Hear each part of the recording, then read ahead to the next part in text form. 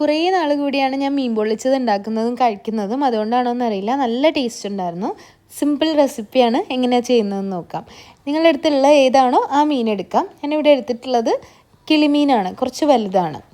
അതിലേക്ക് ഉപ്പും മഞ്ഞൾപ്പൊടിയും ചേർത്ത് ആദ്യം ഒന്ന് മാരിനേറ്റ് ചെയ്ത് ഒരു 10 മിനിറ്റ് മാറ്റി വയ്ക്കാം.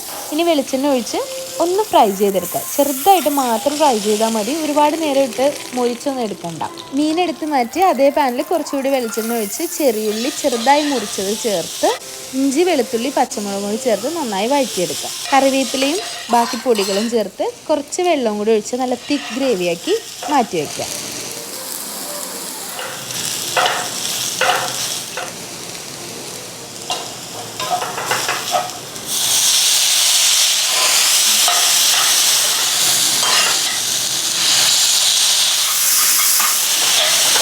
ഇനി ഫോയിൽ പേപ്പർ വെച്ച് കുറച്ച് വാഴയില അതിന് മുകളിൽ വെച്ചിട്ട് മീനും മസാലയും ചേർത്ത് പൊള്ളിച്ചെടുക്കാം.